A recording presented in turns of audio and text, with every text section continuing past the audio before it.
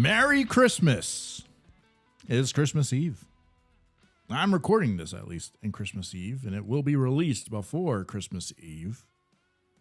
But Merry Christmas, and welcome back for the Christmas week of the NFL. I'm going to go over the Christmas slate. I hope everybody has a great Christmas. But I'm also going to go over the next round of the college football playoff as well. So I'm going to talk about the NFL for the Christmas week, which is week 17. And I'm going to talk about the quarterfinals. We're going to go over the quarterfinals for the college football playoff. We had college football playoff this last weekend, so I'll start with that. And I'll say, we hit Bama, which is good. We hit JMU, which is good. We stayed away from Tulane and Ole Miss, although Ole Miss came out and they took care of business like they were supposed to. But there's question marks, right? There are question marks. I just don't like that Tulane-Ole Miss game. I just don't think that, it's really fair for the playoff teams with, these coaching changes, happening before the college football playoff. These are two teams that are impacted by coaching changes. And it's more than just coaches. It's potential players, and it removes the continuity. And I'm not saying Tulane would have came out and won this game. It's just it's a game with the huge spread like that. I mean, Lane Kiffin was pretty big to that program. So, yeah, I'm glad I stayed away. However, obviously if I did pick, I'd probably go with Ole Miss, right? And Ole Miss ended up going. I did get Miami and A&M wrong. A&M fell flat on their face. And I don't know if there's any truth to the reason why, because Marcel Reed pulled a Johnny Manziel the night of the game. If that's why they failed so miserably in that Miami game, or do we just give credit to Miami's defense? It wasn't Miami's offense, that's for sure. The defense played really well. But you look at A&M, A&M got slaughtered by Texas 2 years in a row. So now you have to ask the question. Did A&M grow sour? Did something happening in A&M that they're not the dominant team that they were earlier in the year? Then you start questioning all their wins, right? And you start looking at, what were their big wins now? So, I don't know. I really thought A&M, because I just thought that they were going to be a better team than Miami. But Miami came out on top. And so that sets up the stage for the semifinals, which we'll get into later on. But, we went, 2-1 for college football playoff. That's not bad. That's not bad. We would have went 3-1 if we had made the Ole Miss pick, but I'm okay staying away, right? I'm okay staying away. That is perfectly fine. But we got the recap of week 16, and week 16 wasn't horrible. I went 10-6, so 10-6 with week 16. That's not bad. That's like I believe it's like 3 units. Still at 54%. It's going to take a lot for me to get over 55%. A lot correct, because I've had some pretty 50-50 weeks. Like 51, 52% weeks. But overall, though, anything over 52 is a win. So that's a positive stat line. When you're looking at, as many games as I've picked so far, obviously you want it to be a high percentage. And, that was the goal going in. But I'm perfectly okay with 54. I want it to be higher, yes. Will it get higher? Probably not with 2 weeks to go. But the body of work is there, right? I could be at 30%. Which would be like, why am I listening to this guy? But It's over 200 some odd games that almost 300 games and not yeah, we're getting close. I think it's like 270 something games in the NFL in a season, I think. And we're 2 weeks left, which is around 30 games. So I mean, yeah, we're like what 240 games or something like that. And to be at 54% is pretty big. That is that's a good accomplishment. No matter how you skin it, it's winning is what it is. It's a winning statistic. So recap what went wrong. Well, the Bills against the Browns. You know, anytime you need the Bills to cover a big spread, they just don't. They just don't. The Chiefs and the Titans. Well, that went wrong. It was a small spread. You think the Chiefs would have done it, but Gardner Minshew went down. You know, you're basically playing with third string quarterback there, and yeah, okay, I mean that one sucked because you should have just went with the Titans with the backup quarterback. But Gardner Minshew, I mean, he can throw the ball. I mean, Gardner Minshew can beat you. But and the Titans, they're not the best team either. So, you know, why not take the small spread with the Chiefs? There's nothing wrong with that. But it's unfortunate that the quarterback got hurt. So that was a definite loss. Chargers and Cowboys. I should have known better, the Chargers versus the Cowboys, but of course I picked the Cowboys. So that one went wrong.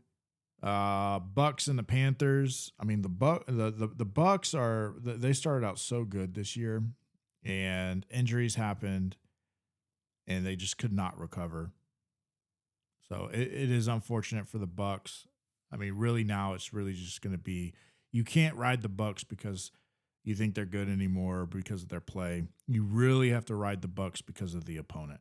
That's going forward. If I'm picking the Bucks, that's the reason why. The Panthers, on the other hand, the Panthers are a decent team. They are a decent team. It still matters based off of the opponent, I feel like, but man, the Panthers they're doing something this year. Their head coach has got something rolling with that team. An energized Bryce Young, you know, it's really working out for the Panthers this year, and I hope it continues. Because personally, I do like the Panthers franchise in the past, and it wouldn't be nice to see them, you know, be a consistent winner in their division. Um, the next one was, let's see, we had the Raiders. Okay. Raiders at the Texans. That was a 14.5 point spread, and that one got demolished. So there's really not much to talk about there. The Texans, I mean, the Raiders came out and did something. Geno Smith was playing. They had life on offense, which was abysmal so far this year. Raiders are arguably the worst team in the league. Yeah, I didn't get that one. And the Steelers Lions. And that game was one that really that one really stung on a few different levels.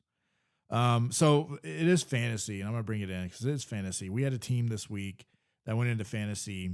We're up 30 points, and the only player left on the opponent team was George Kittle. And we lost by 2 with George Kittle having the game of his life. And it's the very last play that he had that put him over the hump in order to beat our fantasy team. He got hurt the very next play. The reason why I bring that up is because if the Lions, not the Giants, but if the Lions had that whole final play debacle debacle. If the Lions would have not had the flag, they would have been able to score there. We would have won in fantasy. We would have covered in pick'em. We would have covered in my picks. So that'd be 11. We'd be 11-5. It's one of those things like, it is what it is. Now, in retrospect, it stings because of fantasy, because it is the semifinal game that would have put us into the championship game in back-to-back years. Probably would have lost the championship game because the team that is number one in that league is a really good team. But I bring that back to go into the Lions should have never really been in that situation to begin with. I mean, you're playing the Steelers, and I'm not saying the Steelers are bad, but there's ways to exploit the Steelers that the Lions should have done. And the Lions had injuries, and they were not that great on defense. And that's probably, that's where they have a lot of their injuries at. Not to mention their star tight end is out, right? I mean, the Lions should not have been in that situation, though, still. So that was a bummer. That was one of the 6 that we lost, and it is what it is. Move on to week 17. For this episode, though, I'm going to go through these picks pretty quick. There's not going to be a lot of in-depth analysis on these. And I say that now, and I might get on to some games and start really talking about them. But in theory, my idea is I want to go through these pretty quickly. Let everybody have their Christmas Eve and get ready for Christmas tomorrow with all their families, or however you celebrate the holidays. If you got time off from work, just kind of going that route. Get this over with as soon as I can. So week 17, we're starting out with the Cowboys and the Commanders. So there's 3 games on Christmas Day, which is tomorrow. 3 games, all on Netflix, guys. The first one is the Cowboys at the Commanders. The Cowboys are favored by 3.5. The Commanders are in shambles. They're starting Josh Johnson. If you're rooting against the Eagles last week, that was not the week to root against them, because they were playing a Washington team with Josh Johnson QBing. I'm gonna have to take the Cowboys. I mean, as much as I don't want to, this is like picking between 2 really bad presidents. This is like picking between the lesser of 2 evils here. There is no right answer. It's a trick question. But I mean, you gotta go with the Cowboys here. 3.5, 4 points. Hopefully the Cowboys can do something and they don't suck on defense like they did with the Chargers. I mean, they let the Chargers do whatever they wanted to. And then they didn't have an answer on offense. So I don't know. We got another division game. All of these are division games on Christmas Day. So we got Lions at the Vikings. The Lions are favored by 4 as well. So it's the same spread as the Cowboys. I'm going to go with the Lions. The only reason why I'm going with the Lions here is because JJ's out. That's the only reason why. JJ's out. So I would take the Lions over the Vikings at 4 points. I would imagine the line, and the lines that I'm using right now are ones that I've already locked these, right? So the lines could be completely different today, but I would say if the Lions line went up because of JJ, the news of JJ, then I would still take them all the way up to 7, right? That would be my opinion, though. It's risky. That is risky. But that would be, in my opinion, is to take the Lions. It is a divisional game, so you do have to watch out for that. But there's so many games. I mean, you have a full slate that if you're questionable about something, I mean, just skip it. I mean, don't waste it on it. But I'm going off of the 3.5 point spread because that's what I have locked. And with that being said, Lions are my team against a quarterbackless Vikings. The cap out the Christmas Day games, we're going to have the Broncos at the Chiefs.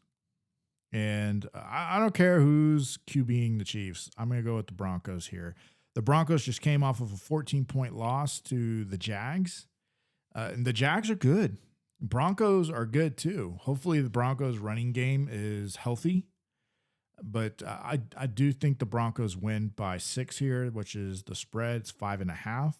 And so I'm just going to ride with the better team here, the more experienced team. And really these first 3 picks, that's really what you're riding with there. You're riding with, arguably what's better than the opponent. Who's healthier? Who's got the better talent right now? Cowboys have more talent than the Commanders on the field. They're more healthy. Same with the Lions versus the Vikings. Same with the Broncos versus the Chiefs. The Broncos are a better team than the Chiefs, hands down. Same thing with the Lions. I can't argue the Cowboys are, but if you're looking at those two teams, we're really splitting hairs there, and you're looking at the QB spot. So Dak versus Josh Johnson. I'm going to go with Dak. All right, so after Christmas Day, we've got the rest of the slate, which is we got the Texans at the Chargers. This one's a little harder to handicap here. You have the Texans that play really good defense. The Texans are the team I believe they played the Chargers in the playoffs last year. And the Chargers are favored by 1.5. The Chargers just dismantled the Cowboys. I think they beat them by 10.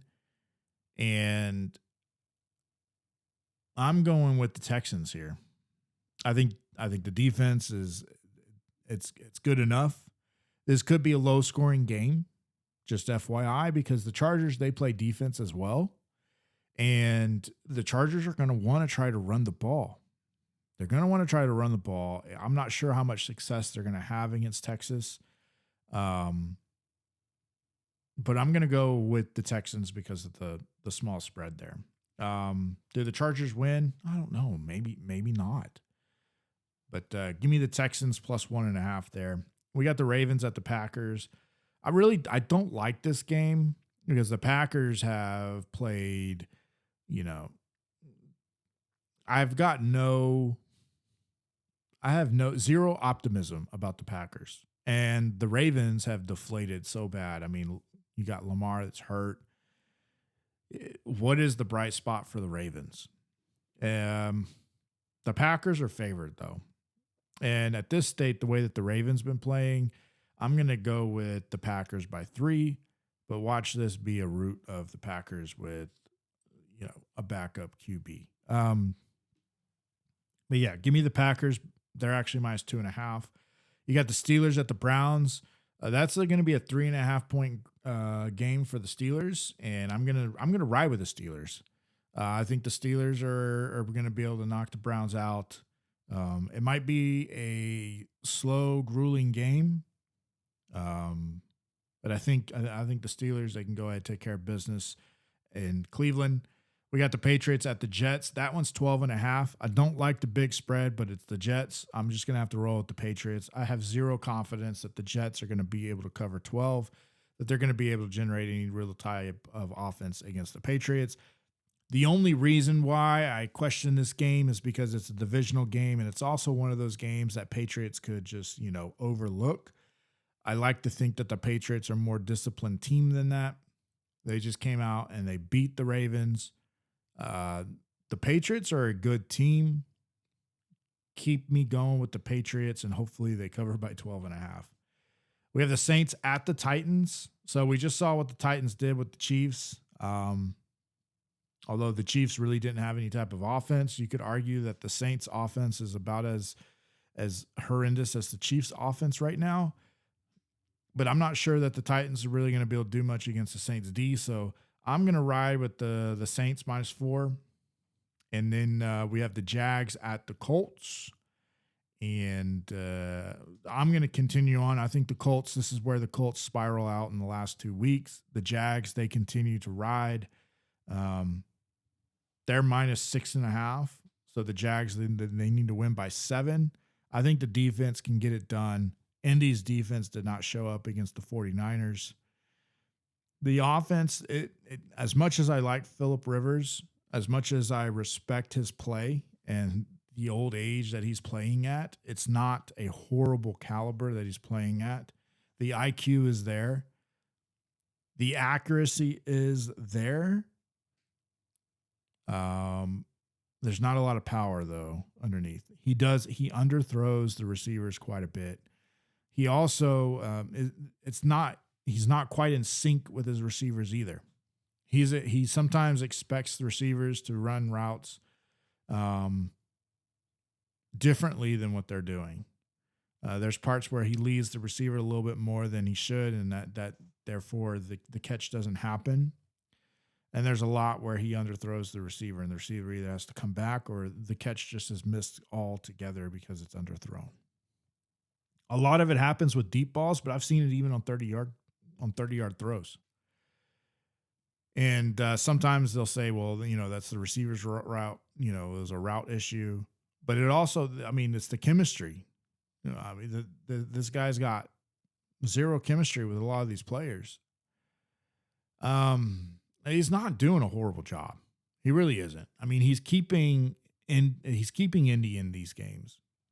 But it was so surprising that 21 points was scored in the first quarter of the Indy 49ers game. It was just like, where in the world did Indy's defense go?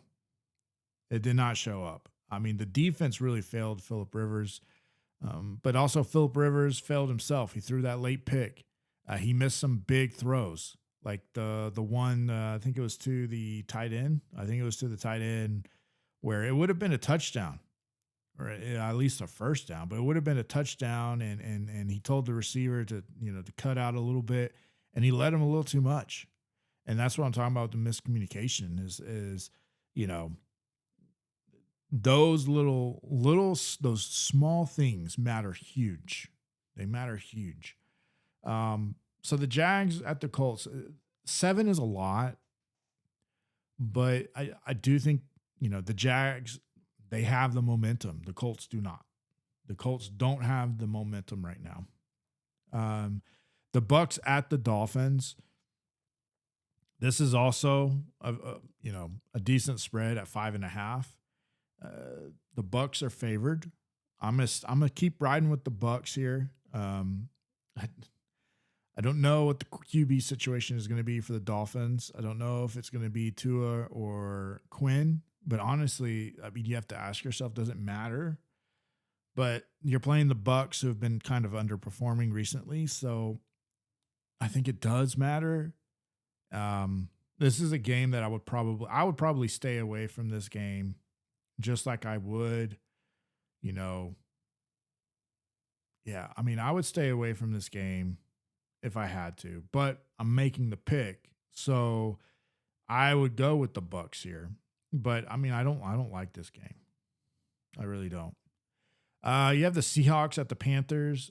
I'm going to take the Seahawks. They're -7.5, but you got to remember here, the Panthers, they are notorious at spoiling some of these good teams with these high spreads. And it's not like 7.5 is hugely high, but it's 2 scores. So you have to look at that, and you have to think about it. Do you like Seattle that much that you think that they're going to beat the Panthers by 8? I most definitely do think they can. The big question is, will they? Will the Panthers come in and play spoiler? And the way that kind of things have happening lately, the Panthers have done that. The Panthers have proven, they've proven that they're a team to be scared of. But I just don't have enough faith in the Panthers to I don't know. But I'm going with Seattle with that one, -7.5. We have Arizona at Cincinnati. This spread here is also the same, 7.5. It's for the Bengals, and I'm going to keep going with the Bengals here. Hopefully the Bengals can put the Cards away. The Cards can play a little defense, and they have a little bit of on offense. But the Bengals really exploded last week, especially in the second half. And hopefully that carries over and they can do the same thing. I mean, just take care of bad teams. That's really what you want to do as a team is you want to go in and make sure you take care of business versus bad teams. And the Bengals have another chance to do that here. We have the Giants at the Raiders. I don't really like this game, but it's a 1.5-point spread. I'm gonna go with the Giants, just because the Raiders are not a good team. Brock Bowers is now hurt. Yeah, Geno Smith is playing, and you got Genty, and they really exploded last week. The Raiders did, and good for them. Good to get some offense clicking. But I just feel like the Giants, especially a small spread like this at plus 1.5. I mean, the Raiders are favored. Give me the Giants there. And looking at the Eagles, at the Bills, this is going to round out all of the early and afternoon games. Eagles at the Bills. Bills are favored 2.5. I'm going to ride with the Bills. I just don't like the Eagles. They have beaten crappy teams. But they have struggled against good teams, and if they struggle against the Bills, I'm not sure if they can. I'm not sure if they're going to put away the Bills. So give me the Bills minus 2.5, and they'll come out in the stretch and probably win by 4 or 5. Sunday night, you have the Bears at the Niners, and I'm gonna ride with the Bears. That's the hot squad. They're dogs, so plus 2.5. That means that 49ers are gonna have to win by a field goal here, and I'm not sure that they will. I think the Bears can control the game and slow the game down a little bit. They're obviously going to game plan differently. The Niners are, but they're playing against the best takeaway defense in the league. It's not the best defense in the league, but it is the team that generates the most takeaways. So give me the Bears. I'll take them. I've taken them quite a lot this season, and sometimes it hasn't panned out, but you know their record. You know their record. They are a high percentage team here. So, and then to cap out the Christmas week, we have the Rams at the Falcons. The spread there is 8.5 in favor of the Rams, and I'm just going to take the Rams. The Rams are arguably one of the best teams in the league, and so I mean, give me the Rams, and I'll just take the Rams. The Falcons are not that great. They're playing mop up for the season, and I mean, the playoff race is pretty much shaken out for the most part. There's some teams vying for division, and then whoever doesn't make it in a division might get scooted out. But I mean, there's some teams in the hunt. I think there's 2 that are still in the hunt. But outside of that, I mean, some of these matchups are including teams that are not even playing for a playoff spot. Not sure what's going to happen with resting, and that's something that can happen here. I mean, it's going to have the same impact as, let's say, the Chiefs with Gardner Minshew going down. Resting players has the same exact impact. You don't know what's going to happen until they do it, and then when they do it, it really messes up what the outcome for the game is. Week 17 and week 18 are notorious weeks to experience that. So make sure you look at that and you anticipate that. Some people might even argue that week 17 and week 18 are weeks that maybe you shouldn't even just really touch it. And I would argue maybe you're right. But I mean, I'm still going to sit here and I'm going to make what it is that I like. And obviously, if players get sit, we'll talk about it. We'll go over it. And we'll see if we thought it had any type of impact. Because sometimes they sit them because of a blowout, right? I mean, they're either too far ahead or too far down. And either way, the outcome is already determined, right? And them sitting has nothing to do with the outcome. But sometimes time rolls around and coach is like, you know what, we're going to sit you today. So thinking of it from that point of view, just be careful is what I'm really trying to get at. Be careful of making these picks on week 17 and week 18, because a lot can happen that's out of your control. Where week 14, week 15, week 13, week 12, you have to worry about bye weeks in fantasy, but you don't really have to worry about players resting. You just have to worry about injuries. So now you have to worry about injuries, and you have to worry about players being sat, which is very difficult when evaluating the NBA. So, which we haven't really gotten into NBA yet, right? We haven't started yet. I think, honestly, we'll probably get into NBA. I'll probably do NBA closer towards the end of the season, especially around playoff time. I think that that'll be pretty cool to talk about. I do like basketball. And the same thing for college basketball. March Madness rolls around and conference tournaments. When that rolls around, I think that that's a more appropriate time to kind of start talking about college basketball. Because as it stands right now, it's hard to determine which teams to talk about. Because if I talked about all of them, we'd be here for 3 hours, right? And I don't think anybody wants to listen to me talk for 3 hours. And it's not like I follow every single one of those teams because there's a ton of college basketball teams. So as it stands right now, that's the plan that I'm looking at, right? We're going to go through the NFL playoffs. We're going to go through the college football playoffs. And once NBA gets towards their postseason and then college basketball gets towards their postseason, we'll start bringing some of those teams in, some of those matchups in, and then kind of going from there and figure out what we're going to do with that. But that leads us into college football playoff, right? So we got Miami at OSU, and that's a 9.5 point spread. Now these games don't start until next week, so this is 100% early. We'll probably have another show before they play, maybe potentially. I'm not sure because of New Year's, but as it stands right now, the spread is 9.5. OSU is favored. I would ride with Miami here, and the over/under is 42.5. And I would probably lean towards under 42.5. I might buy it up to 45, right? So I might buy it up to 45, but it's going to determine, I think the lines will probably change between now and a week from now, but we'll cross that bridge whenever it comes. But, and we might have a second pick with it or something like that. Maybe potentially. I'm not sure. But if you were to lock it in right now at 9.5, I'd be leaning Miami.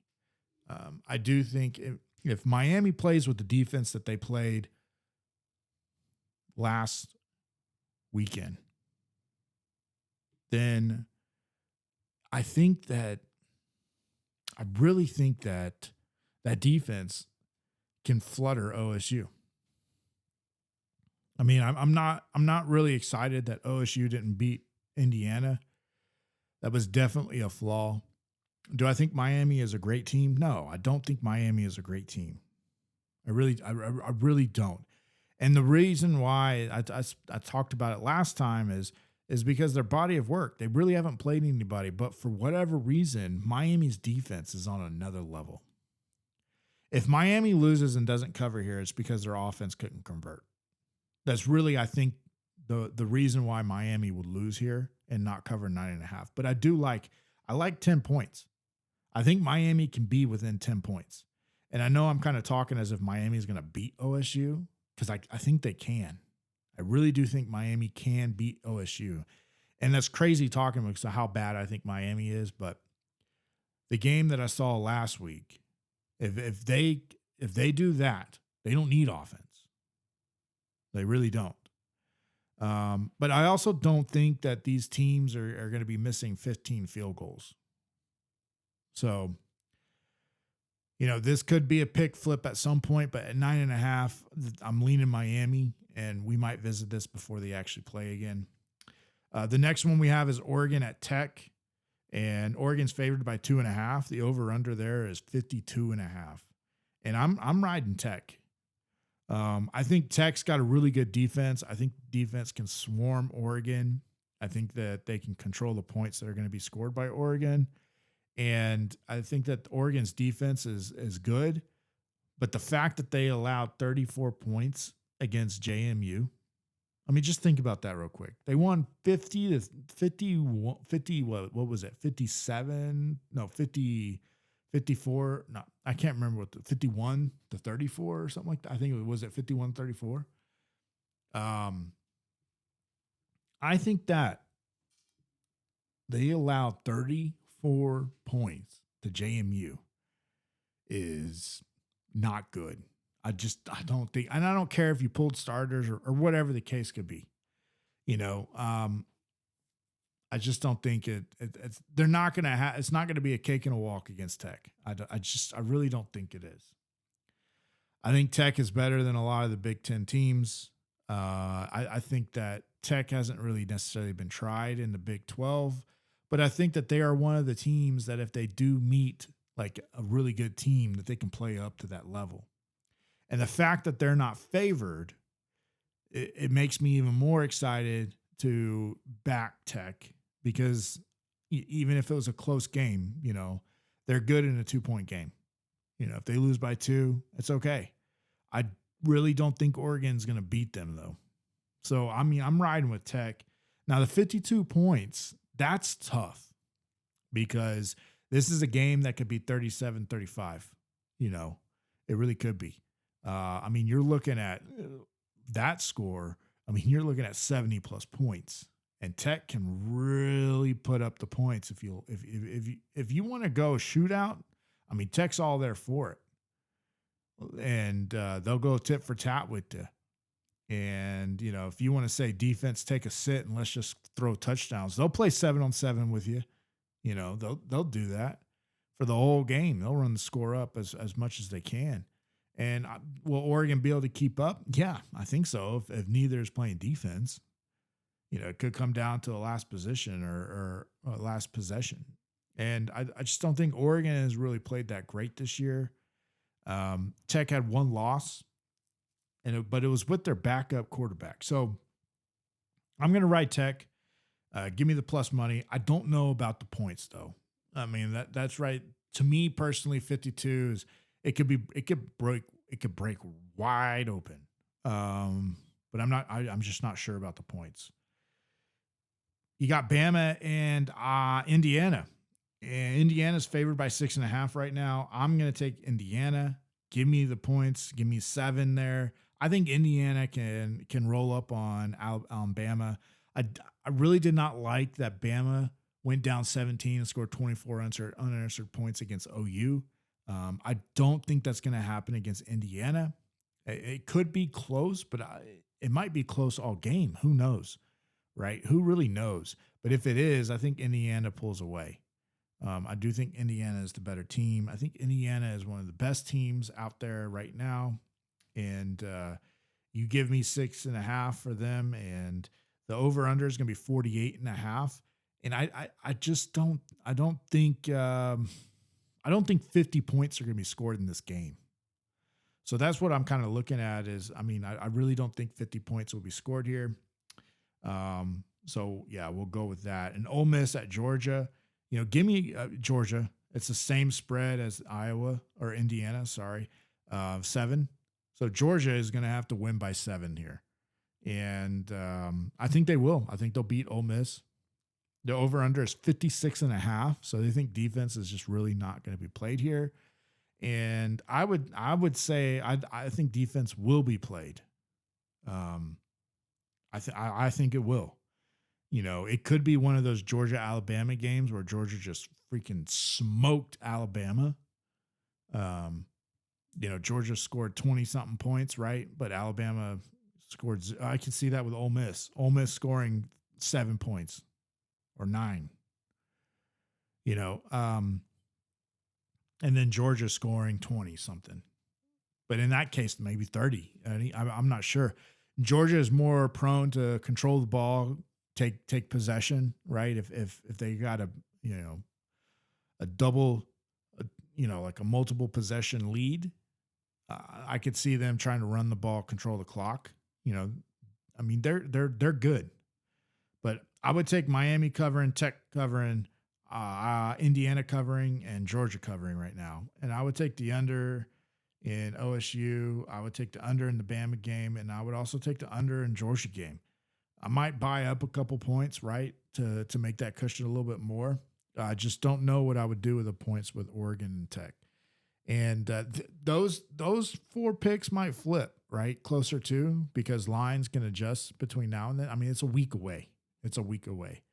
So those are the lines as it stands right now. And if the games were happening today or tomorrow, that's where I would stand.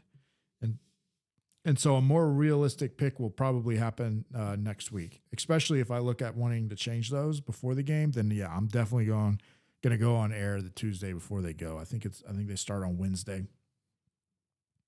So going through real quickly with the bets is or with the breakdowns, right? With the lines. I got the Cowboys -3.5, the Lions -3.5, the Broncos -5.5, Texans +1.5. I got the Packers -2.5, Steelers -3.5, the Patriots -12.5, Saints -3.5, Jags -7.5, Bucks -5.5, Seahawks -7.5. I got the Bengals -7.5, the Giants +1.5, the Bills -2.5. The Bears +2.5 and the Rams -8.5. Miami -9.5. Tech +2.5. Indiana -6.5. Georgia -6.5. I have the under 40. I'm buying that up, right? 45.5. I have the under in Indiana of 51.5. And then I also have the under of 59.5 in Georgia. So that's what I'm looking at for all of my picks for the Christmas week and going into the New Year's. And yeah, I just want to wish everybody a Merry Christmas. I've been fortunate to be able to do this. I think this is the 18th episode or 19th episode. Maybe it's the 20th. I can't remember. But, I think I missed 1 week of doing this. And I really like to do this. I really do. So if you do listen to this, leave a comment, give me your feedback. Let me know how you're doing. Let me know what your thoughts are. Let me know what you agree with and what you disagree with, what you do like, what you don't like. I'm on Apple, I'm on Spotify, and I'm also on YouTube. So like, subscribe, comment. Yeah, just let me know what's going on. But everybody have a great Christmas tomorrow. Eat, lots of good Christmas food, be healthy, watch some football, relax. I don't think the games tomorrow are going to be great, but spend time with your family. Do whatever it is that makes you happy on the holidays. Just be happy. But with that, Merry Christmas and good luck.